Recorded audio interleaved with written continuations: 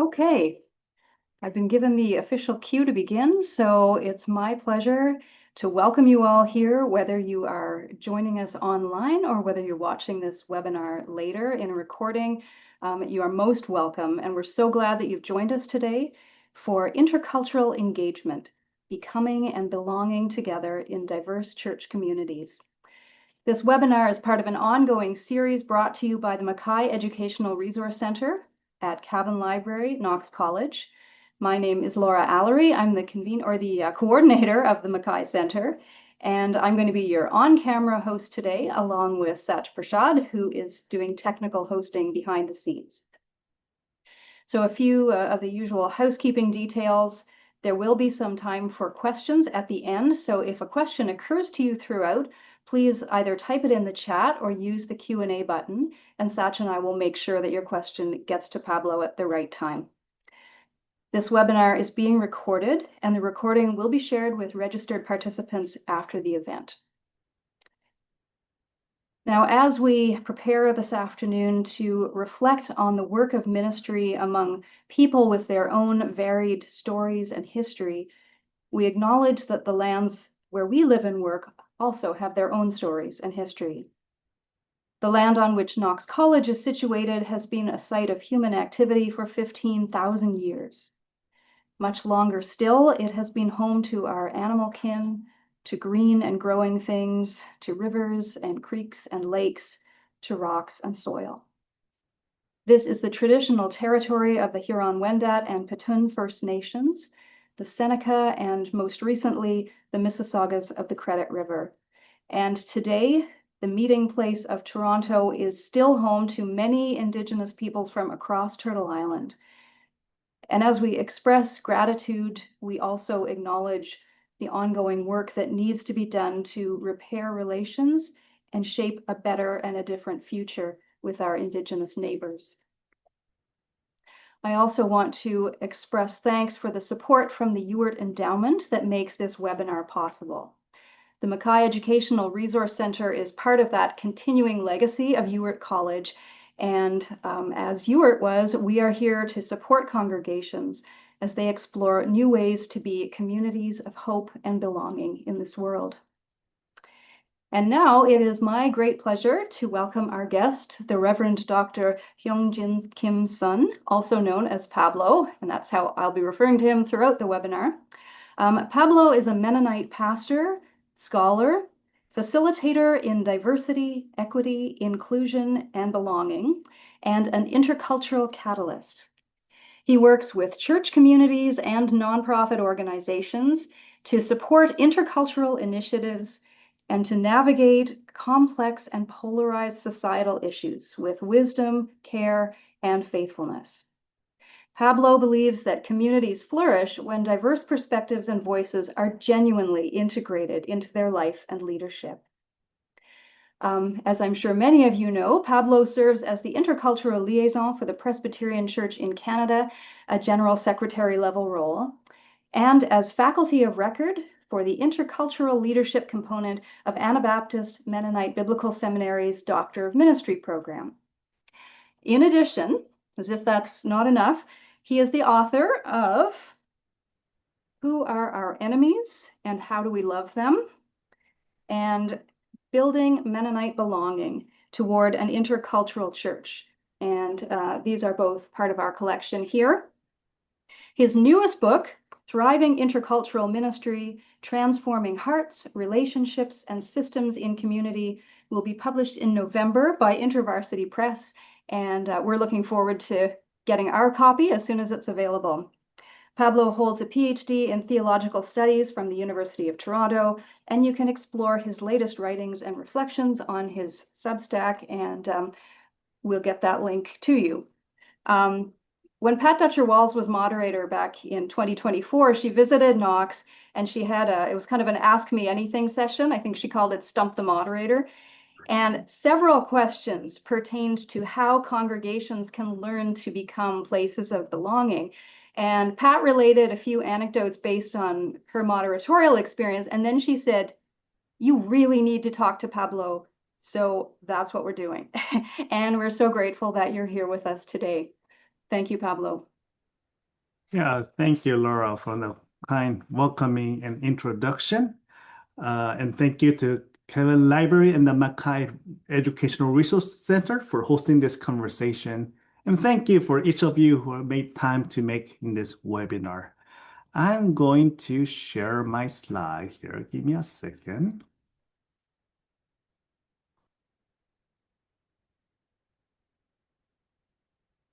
Oops. All right. Oops, let me go back. Yes, as I was introduced, my name is Pablo Kimson, and I serve as an intercultural liaison for the Presbyterian Church in Canada. And today I'm about to speak to you about my book called Building Mennonite Belonging Toward an Intercultural Church, which was published through Queen's University Press in 2025. And as you can see on today's title of the webinar, there are two words that I want you to hold in your mind for the next 40 minutes. And those are becoming and belonging. These are not the same things. And I'll try to show you why our church needs both. But here's a central question that I want us to sit with. What does it mean for churches to become intercultural? Not just diverse, but genuinely transformed by that diversity. And let me start where the book starts, which is with my own story, because this is not just an academic topic for me, it is both spiritual and personal to me. I was born and raised in Asunción, Paraguay by a Korean family. My parents are my immigrants to Paraguay. And growing up there, we had a significant Mennonite presence in Paraguay because of all the persecution. Mennonites were able to settle to Paraguay and create their own colony. So living in Paraguay, I heard often about Mennonites, and I visited some of those colonies. But it never occurred to me that Mennonites were a religious community. I thought they were just another immigrant group like mine.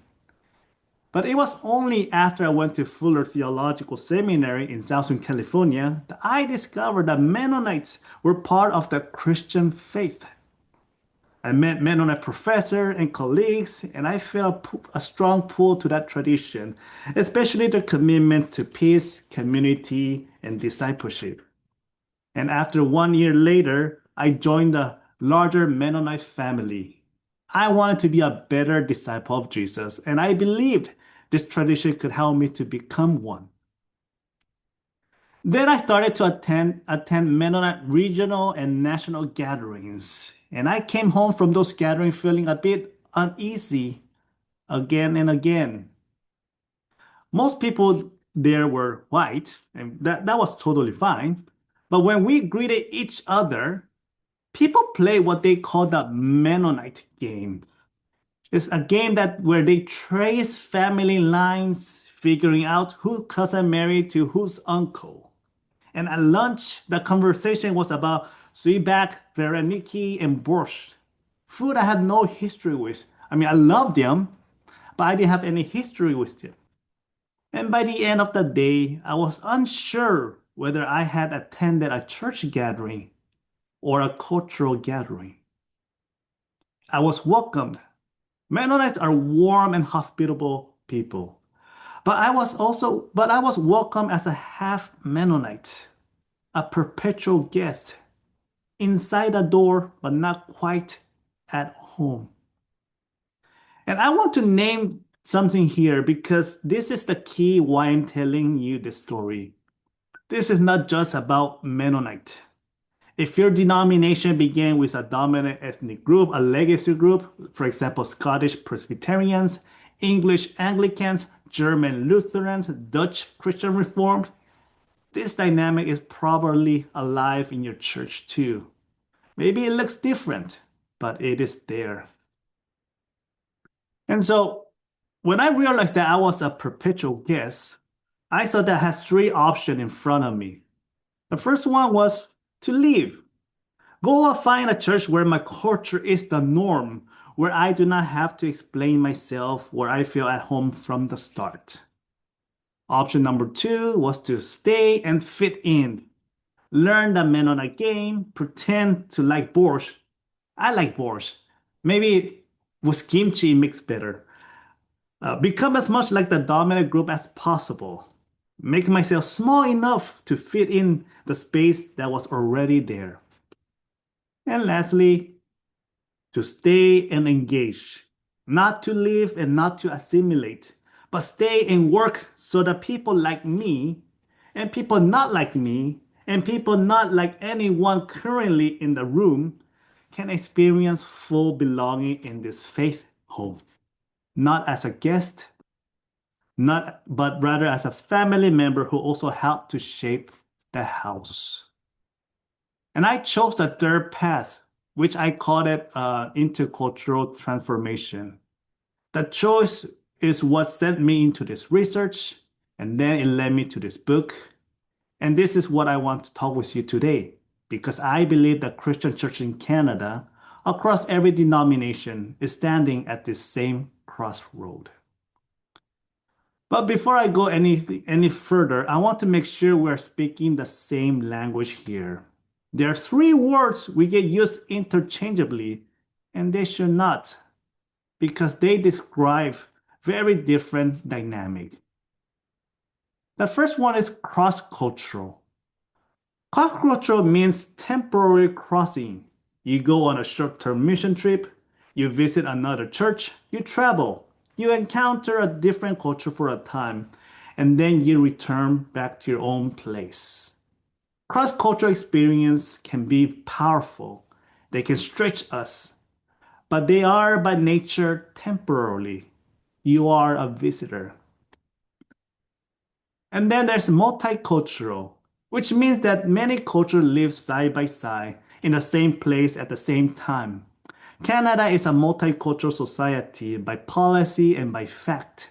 A multicultural church is a church where people from many backgrounds are present in the building. That is real and that matters. But this is important. Multicultural does not automatically mean this group are in deep relationship with each other, sharing power or shaping the community together. You can be a multicultural church and still have one group running everything while everyone else watches. And lastly, and this is the focus of today's conversation.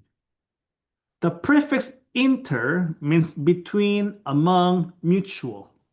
Intercultural is about what happens between cultures when they are in ongoing and committed relationship, when they share power, shape each other, and build something together that none of them could have built alone.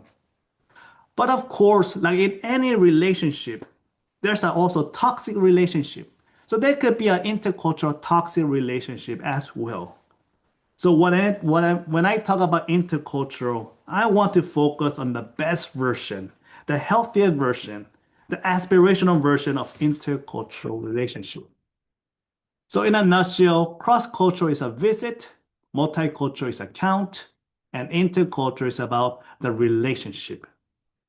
And as I said earlier today, I want to focus on intercultural. But to some of you, maybe perhaps interculture could be a new concept of foreign term. And some of you might think that intercultural is a modern idea, something that Canada invented in the 1970s or something seminaries started to teach in early 2000s. And it is not, from my point of view, from Genesis to Revelation, this has always been God's vision. Even though the Bible does not use the term intercultural, you could see this motif, this topic of intercultural dynamic throughout the Bible. And I can't cover all the part of the Bible, but let me just show you three scenes in the passage in the Bible that will help you to understand. And the first scene is Pentecost in Acts 2. The Holy Spirit descends on the disciples. Suddenly, people from every part of the known world hear the gospel in their own language, not in a one imperial language, not in Greek, the language of educated power, not in Latin, the language of Roman rule, in their own languages, Parthian, Median, Arabic, the tongues of home. The church is born intercultural, not multilingual as a strategy, but multilingual as the spirit's own signature. The very first thing the Spirit does in the church is honor every culture's own voice. And then a generation later, there's this Jerusalem council that we get to read in Acts 15. This is the moment when the church has its first big fight. Gentiles are coming to faith, and some Jewish believers insist that they must become culturally Jewish, that to be circumcised, keep the dietary laws, and adopt the customs before they can fully be part of the community. The leaders and the apostles meet in Jerusalem, and after a long discussion, they say no. Gentiles do not have to become Jews to belong to Christ. And and this is the important part that we often miss. The Jews do not have to stop being Jews either. Both groups can keep their cultural identity. Both are fully in. The church is not going to be a single culture. It is going to be a body where different cultures belong together. And that decision was not a small administrative matter. It was the moment the church refused to become multicultural. And third, we'll fast forward to the end of the Bible, which is in Revelation 21. John is shown a vision of the New Jerusalem, the city of God at the end of all things. And listen to what he sees. The gates of the city are never shut. The nation walk in its light, and the kings of the earth bring their glory and honor into the city. I want to pause on this one phrase in this passage.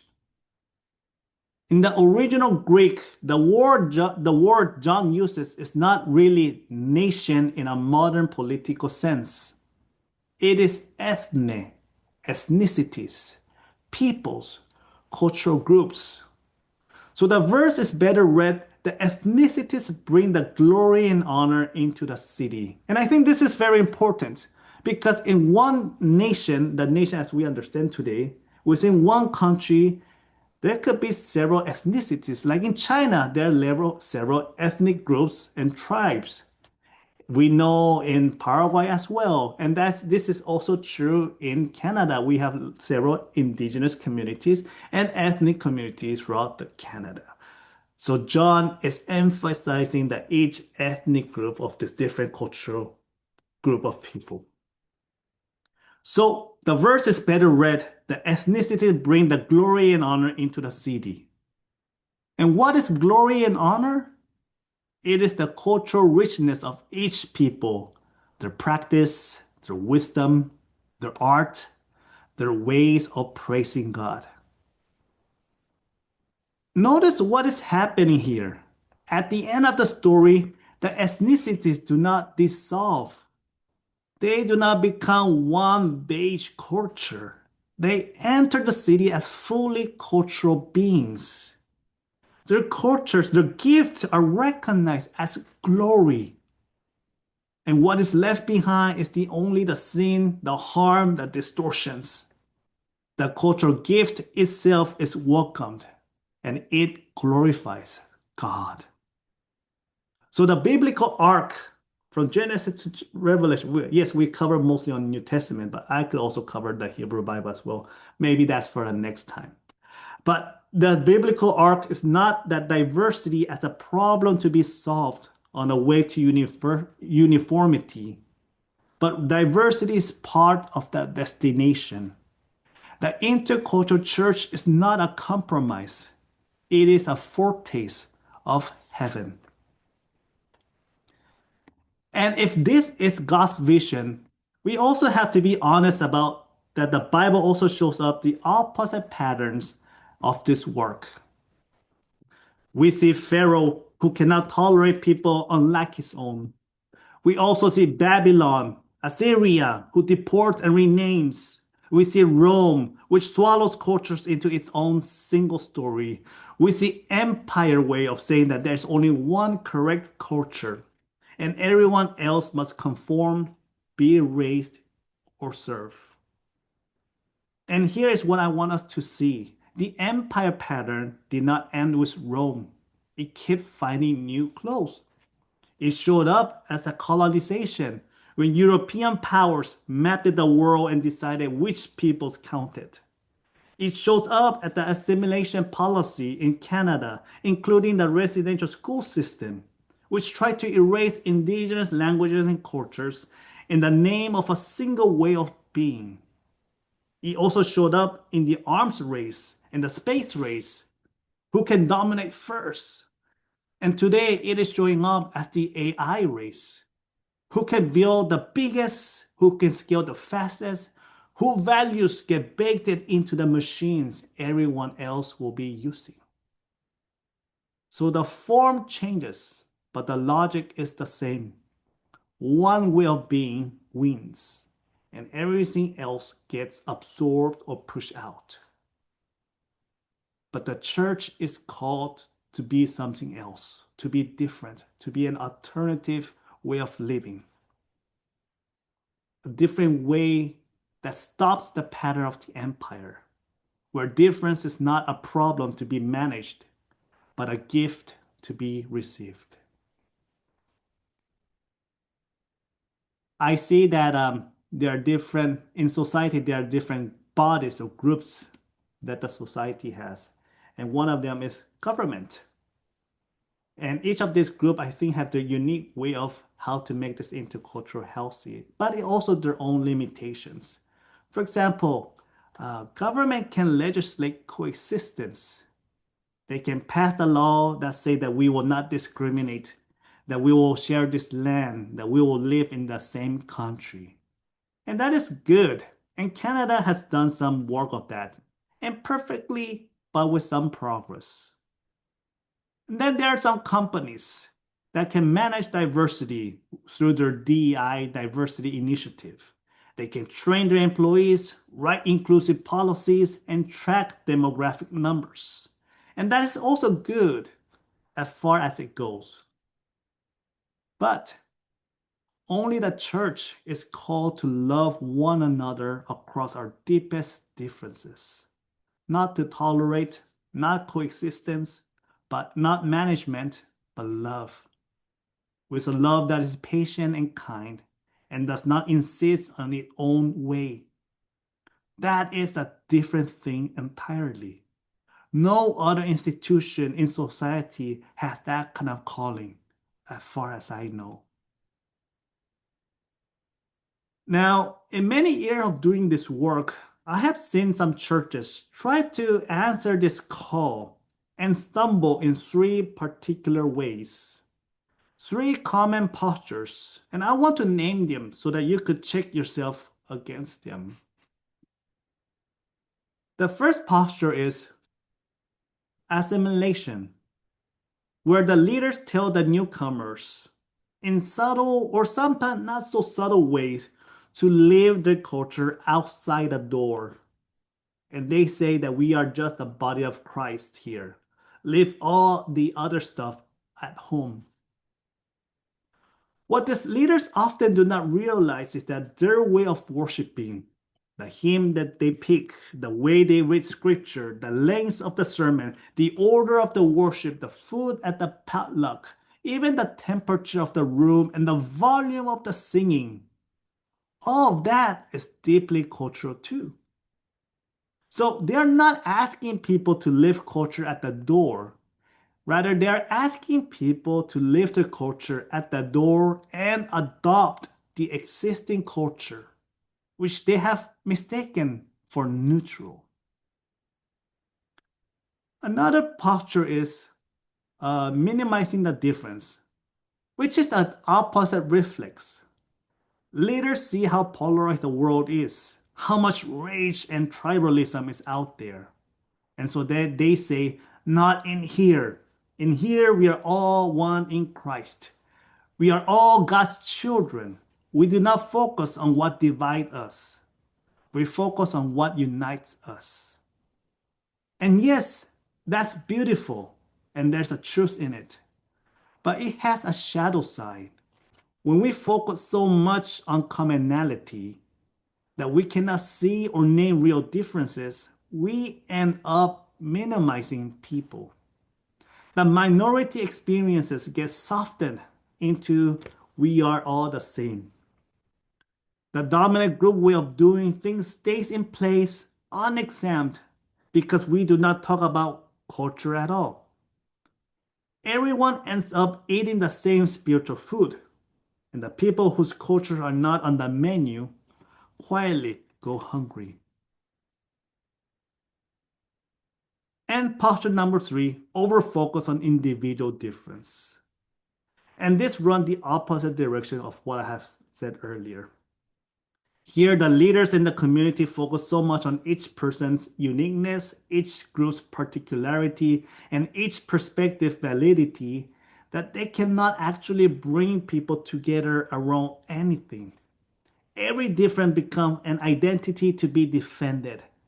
The community fragments into parallel conversations. There's no shared table because the table itself feels suspect. So a healthy intercultural church try to hold on into this tension between all three of them. It takes difference seriously. It does not paper over them or demand them disappear. And it holds on to a deep, costly commonality. We are one in Christ and we belong to each other. Both at the same time. Neither side alone is enough. The work is staying in the creative tension. So that this brings us back to the two words in the title, belonging and becoming. And I want to define them now because I believe that they are the two movements every intercultural church need. Belonging. Belonging is about making sure people from every background are genuinely welcome, seen, and valued, not as a guest, but rather as a family. It means a newcomer walks in and feel this is my home too. My story, my story matters here. My song are sung here. People who look like me lead here. This is hard work, but it is the work most churches understand that they need to do. And becoming. Becoming is actually the hardest part of the work.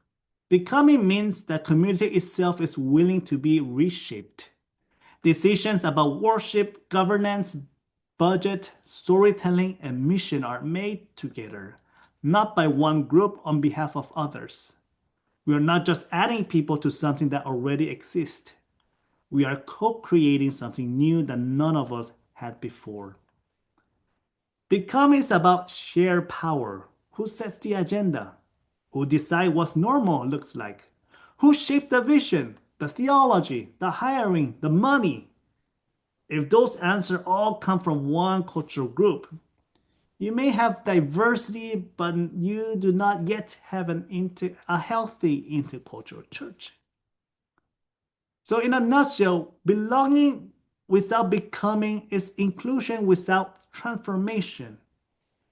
Newcomers feel welcomed, but the structure never changes. The dominant culture stays the host, and everyone else adjusts forever. Becoming without belonging is structural change without relational depth. We reorganize the committees, we rewrite the policies, we redistribute the roles that we play, but people still do not feel they are at home. The vision of Revelation 21 holds both. God welcomes every ethnicity into the city. That is belonging. And every ethnicity brings the glory and honor, reshaping the city together. That is becoming. And that is what we are called to. And so all of this belonging and becoming is about a move toward mutuality, which is central part of this book, where we are called to move beyond hospitality toward mutuality. And yes, hospitality is a beautiful word and very deep theologically, with deep theological depth. And there's a lot of good into it. But hospitality, as we usually practice it, has a host and a guest dynamic. The host owns the space. They set the menu. They decide when dinner starts and when it ends. The guest is grateful and polite, and in the end, they go home. That is not the intercultural vision that the New Testament is talking about. Jesus himself broke this pattern. He was host. He welcomed tax collectors and sinners and children to his table. And he was guest. He needed food. He needed shelter. He accepted the welcomes of others. He moved back and forth fluidly. He refused to stay frozen in the host position. And I love this quote of Dr. Thomas Reynolds, who put it in this way: that true hospitality is welcoming the guest way of welcoming. Not just making room inside our existing structure, but letting the guests change the structure, letting the guests become hosts too. And Don Northward calls this mutuality, the sharing of power with, by, and among all parties in a relationship, in a way that recognizes the wholeness of each participant toward the flourishing of all. Power with, and not power over or not power for, but power with. And so without mutuality, hospitality becomes paternalism, justice can become charity, and love become control. But with mutuality, all three come alive. And I want to share one image that really tried to really show this depth of this movement of mutuality, and that is Trinity. It's an ancient image. This is an ancient image, what some theologians call perichoresis, the mutual indwelling of the Creator, Son, and Spirit. Three persons, distinct, not merged, and yet dwelling in one another in a relationship of shared love. Unity without uniformity, difference without distance, and no one seeks to dominate the other. That is the shape of God, and that is the shape of the church God is calling us to be. When I was invited to do this webinar, I was also told that it will be always good to provide one practical tool, or more than one practical tool, to churches and leaders. And so if all of this felt very theoretical, abstract, and too theological, I would like to present to you one helpful tool.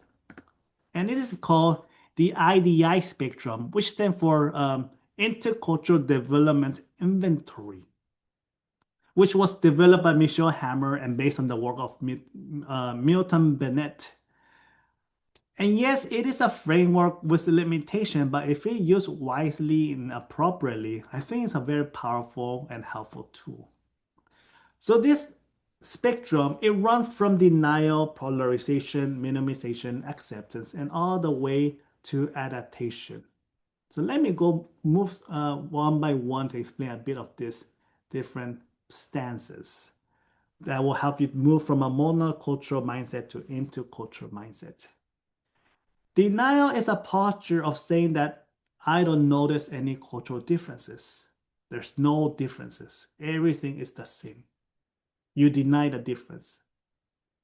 Then you move to polarization, which is I notice difference and my culture is better. Or it could be the reverse, that my culture is bad and your culture is better. Either way, it is about us versus them. And then there's this minimization. saying that I know this difference, but I emphasize what we have in common so much that the difference stop mattering. And this is the posture I described earlier, and it is where many well-meaning Canadian churches get stuck.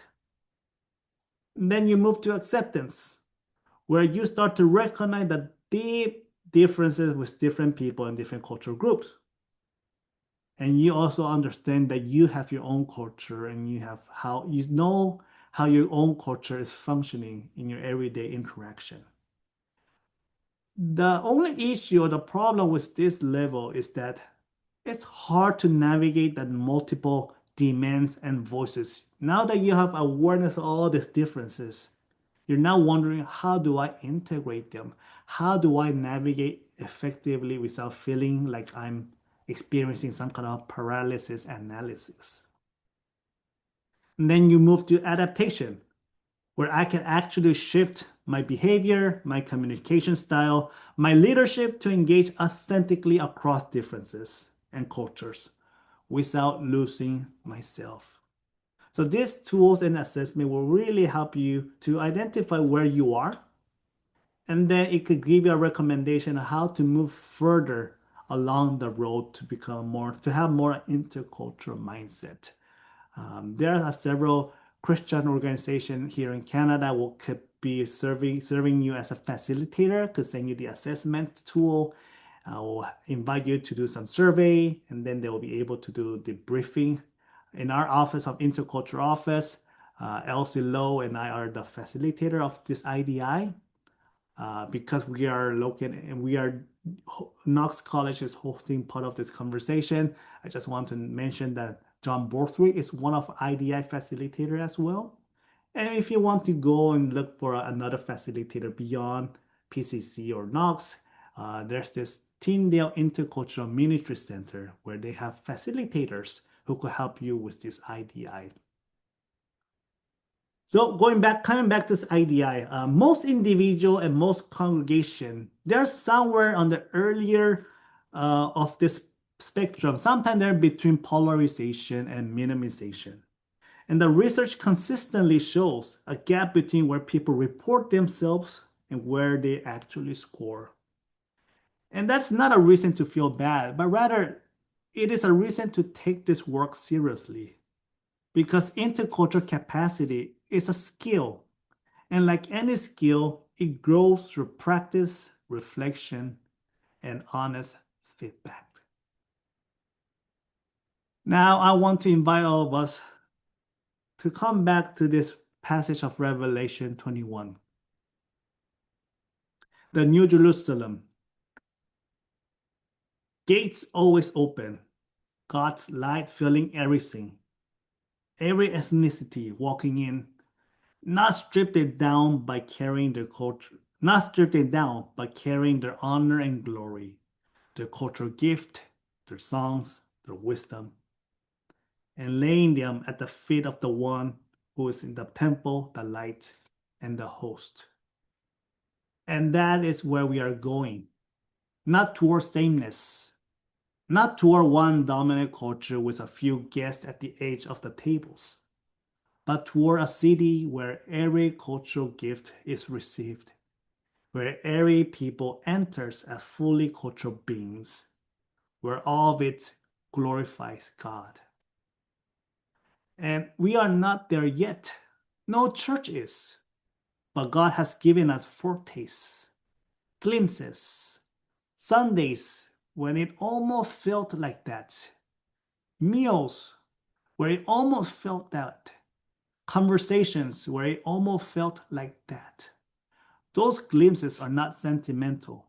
They are the call, and they tell us which way to walk. And so this is my work, and this is the book's invitation. And that is what I believe God is calling the church in Canada into. In every denomination, in every region, and in every congregation, learning how to hold belonging and becoming together. Thank you for listening, and I look forward for our conversation. Pablo, thank you so much. That was It was honest and clear, compassionate and challenging. And I suspect that we all recognized ourselves at different places throughout your presentation. Um, I found myself wanting to, I mean, we're limited by time, but I wanted to hear more stories of what this looks like in congregations and those that have done it really well and really successfully, or others who have really struggled. There's just so much. You've given us so much to begin with, and thank you. I'm, if you have a question for Pablo or a comment, please feel free to put it in the chat. Let's see. Sometimes it just takes a moment for people to absorb what they've heard. I have to say, I wrote down that phrase, intercultural church is not a compromise, it's a foretaste or a glimpse. I thought that was really powerful, and I'll carry that away. Hmm, thank you.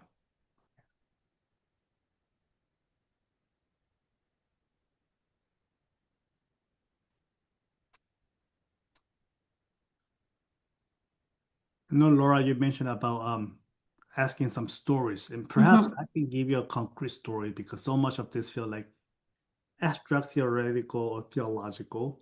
But perhaps when I present a real case scenario, people feel, oh yes, I could identify this or that.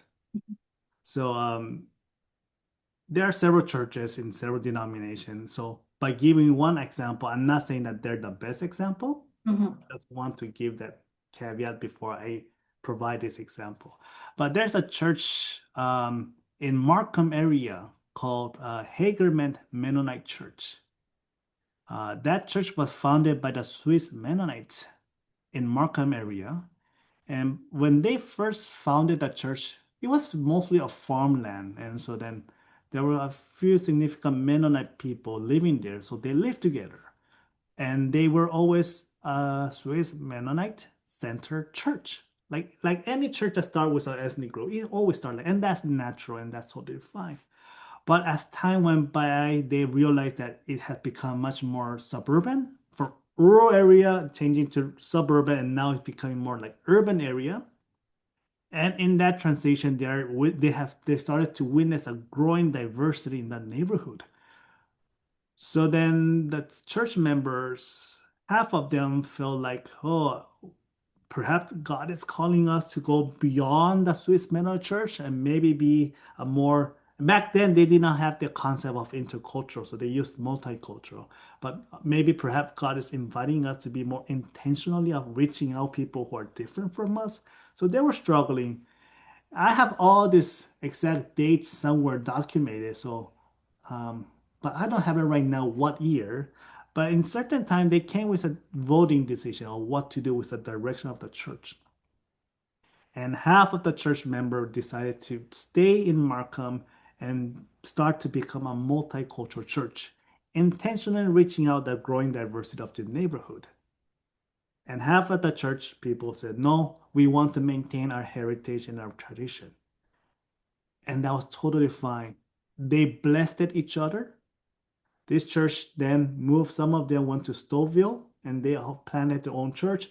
And this church supported the work. So they knew God was calling them in different direction. And for the group that went to Stouffville, it was important for them to hold on to their cultural identity, and which is very important as well. Because part of being intercultural is not like you giving up your culture, you're holding your culture. But how much capacity do you have to hold on the culture? It really depends on each community. But this community decided they couldn't, and so they moved and they blessed. And the rest of the half also got blessing from that denomination and from this church that moved to Stouffville and supported them. And now they are intentionally doing this intercultural work. And moving beyond that, they also have this church building where they welcome a Chinese Markham Mennonite church. And then they have under another church that speak Tamil. So under one roof, there are two ethnic group and one intercultural church.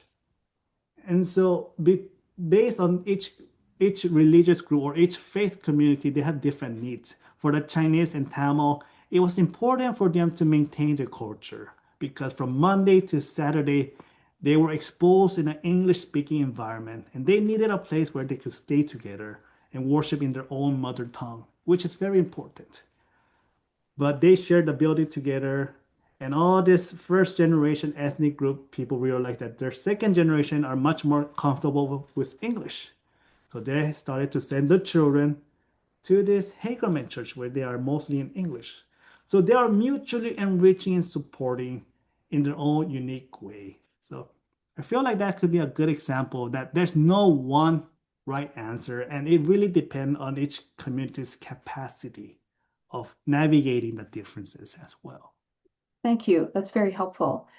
Because one thing that I was thinking about as you were speaking was actually grief, because change of any kind, even if it's good and necessary and transformative, almost always stirs grief in individuals or communities. And I was thinking, how do you hold that as a congregation without harming new members of the family? And anyway, this was sort of going through my mind. There are some new questions that have come up, and I don't want to miss them. There is also some thank yous.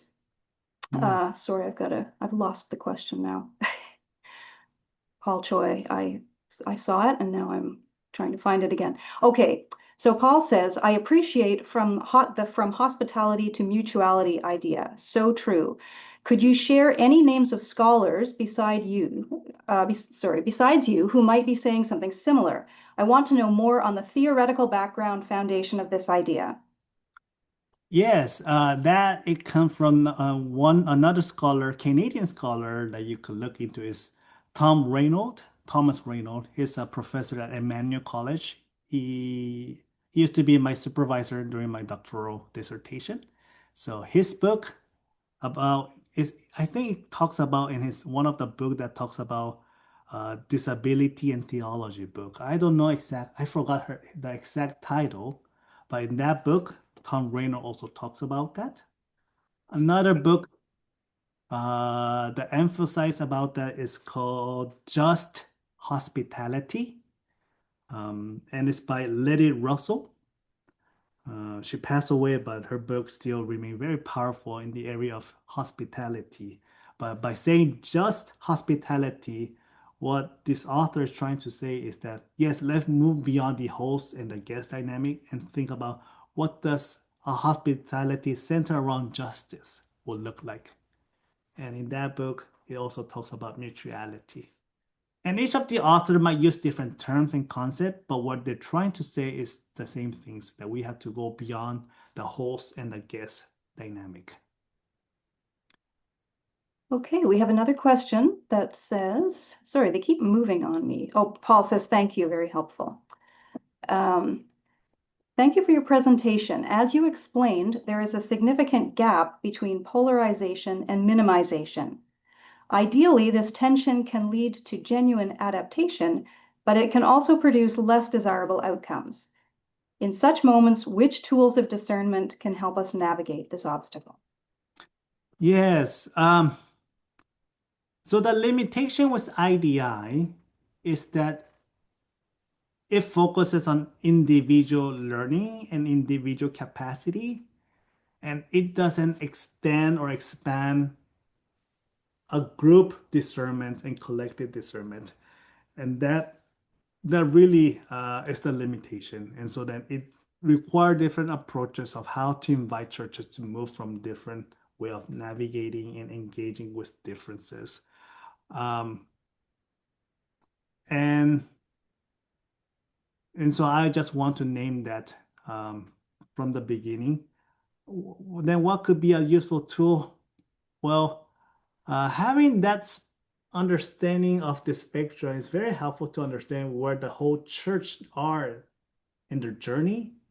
And based on where they are in their journey, it's always good not to give the ideal picture, but provide the best next step for the church community. Because ideally, we know we all have to love God, we have to love our enemies, but then it's hard. In any relationship, there needs a small step to lead so that we move as a whole community and not only one or two people who are passionate about this work and the rest feel like, do we really need to do this or do we really feel committed to this? So discerning the group where they are as a whole in reality rather than where they are aspiring to go is very important to know. That maybe that's the first step of noticing it. Because sometimes churches, by coming out with a statement or by preaching it, sometimes we feel like we're living into, but actually we're not. So then knowing that gap also will be very helpful step to move to the next journey. Does that help? I found it helpful. I don't actually know where that question originated, so Okay. but I thank you. Um, Candy Grant says, thank you for the suggestion of intentional outreaching. Your presentation is very helpful in preparing ourselves to engage with those outside. Thank you for the example also. So yeah, I think those stories, those practical examples are landing well. They're very useful for all of us. Peter Ross says, Pablo, I'm delighted with your insights and suggestions for creating, with God's help, an intercultural church. Thank you. So yeah, there have been expressions of appreciation throughout. I hope you get a chance to look at the chat afterward, Pablo. Yeah. Thank you. And maybe I could also comment that each church, depending where they are in their journey, have different interests of becoming intercultural. Some churches, they know that the church is predominantly based on their legacy group, but they see that the neighborhood is changing. And so they feel God's calling them to do an outreach. And that is something to be celebrated, that they are ready to move and the direction is toward outreach. Some churches in a lot of the major cities, the diversity is not only out there, but diverse people are within the group. But then they want to focus, how can we then center around this diverse group? How can we make sure that they are not only guests, but also host? So then there's a different level of or different focus of conversation need to happen. And some people, some churches are in a place where we just want to be more welcoming people so that people who live in a neighborhood could find us welcoming. And that is also important. So each church, they have different focuses of ministry of why they want to do this intercultural work. And I think they're all something worth celebrating and naming. That guest host analogy is really powerful, I think, because well, I'll speak for myself. When I think about being a host, I I hadn't thought about it in terms of power dynamic before, but your words have really made me look at it differently and realize there is quite a difference between saying, this is my space, come on into it and be at home, than saying, no, you you have the power and you welcome people in your own way. Those are two very different things. And I tended to, I think, idolize the one. Mm, And so, yeah, yeah. lots to consider here. Okay, Christine, here we go. Thank you for sharing. It is very interesting to hear that there are churches in Markham practicing interculturality with intention. There are churches in my presbytery that host congregations from various backgrounds. This is a good first step. It is important to keep talking about diversity and interculturality. There is a lot of work to be done. Thank you. Mm, And then Petra Kim says, thanks for helping to see God's kingdom from Pentecost to Revelation, celebrating diverse ethnicity. mm. Um, And also just want to highlight that if you're, I know in this webinar where we have invited anyone from different uh, denomination group to join, but if you're specifically connected to the office, you always uh, can reach out to me. We can always be in touch. I mean, beyond PCC, anyone is welcome. But if you're part of the PCC specifically, we have specific program and resources that will support your work as well. So feel free to reach out. and Pablo, you wanted to show a slide related to the, I think, Yes, yeah. that's right. Let me show you my slide. One more. Um,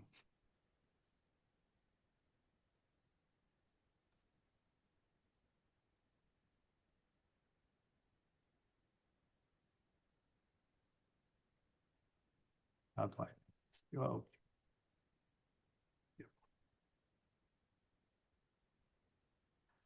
this is our website of our intercultural office. Um, you could see that uh, you might not be able to click the link because it's just screen share, but that's the address of our office.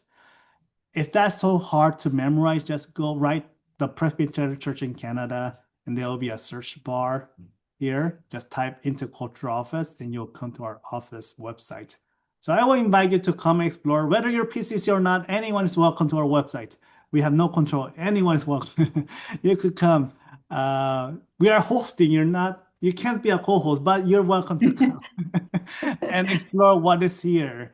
And we'll try to share some useful information. I can't scroll this, but when you go down the website, there are also different resources that might be helpful in your work. And then if you want to reach out and send email, this is our cultural contact info. And if you scan this QR code, you will be sent to the page where you are invited to subscribe our e-newsletter. We send out our e-newsletter monthly only to those who have subscribed. And there we emphasize of highlighting a few learning resources. We also spotlight some congregation in Canada of how this church is living out to become intercultural. And then there are other narrative and stories that you'll find it helpful for your sermon or for your engagement. So it's very useful and rich resource. So I'll invite you to sign up to the e-newsletter. And if you're like, I don't know about our the office, but I like to get connected with you more personally and know what you're doing.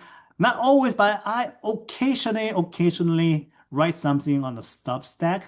So maybe perhaps you want to sign up to my Substack and hear my latest thinking. Um, yeah, just an invitation, and there's a QR code that if you want to scan, yeah, it will take you to the Substack. So that's all I have. Okay. Yeah. That's great. Thank you so much, Pablo. And thanks to all of you for joining us today. I just wanted to let you know, mark your calendars for November 5th, 2026. That's our next webinar. And the Reverend Tracy Smith and Dr. David Sinos will be joining us to talk about their new book, Church Together, An Essential Guide to All Age Ministry. So, becoming and belonging in a different form. And we really hope you can join us and watch, follow us on social media, and you'll get lots of reminders and registration links. So again, Pablo, thank you, and have a good day, everyone. Thank you. Bye.